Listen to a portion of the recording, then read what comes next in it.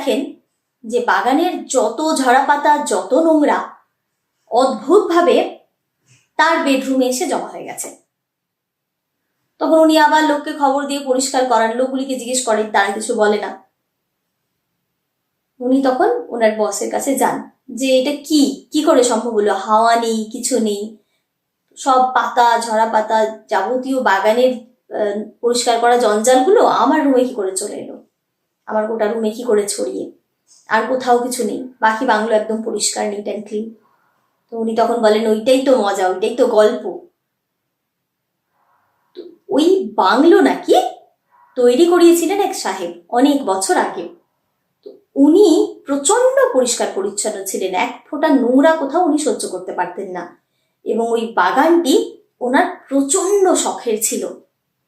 বাগান একটুও, বাগানের অযত্ন হোক বা বাগান নোংরা হোক, উনি কোনোভাবে বরদাস্ত করতেন না।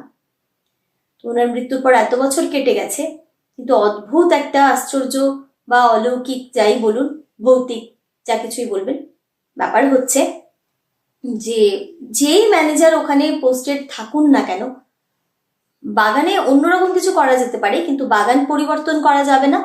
বাগানটা যেরকম আছে ইনট্যাক্ট রাখতে হবে এবং পরিষ্কার রাখতে হবে। আর যদি বাগানে একদিনও পরিষ্কার না করানো হয়, তাহলে ওই বাগানের যত নোংরা আছে সব গিয়ে ম্যানেজারের ঘরে জমা হয়ে যায়।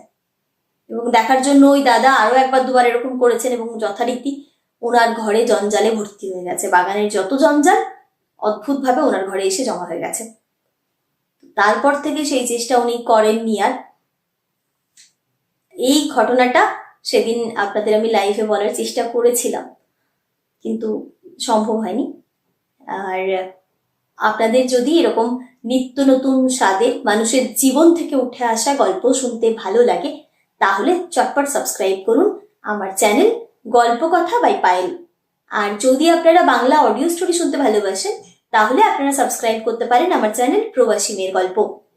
আর যদি আপনারা চান যে আপনাদের জীবনে কোনো ঘটনা আপনারা আমার সাথে শেয়ার করবেন, বা আপনারা সবাইকে বলতে চান এইভাবে গল্পের মাধ্যমে, তাহলে আপনারা আমাকে মেল করতে পারেন probashimeergolpo@gmail.com এ।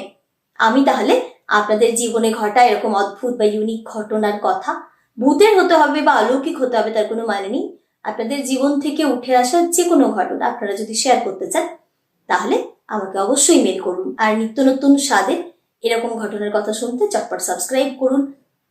ভালো থাকবেন সব বন্ধুরা। পরের সপ্তাহে আবার নতুন কোনো ঘটনার সঙ্গে আপনাদের সঙ্গে আবার দেখা হবে।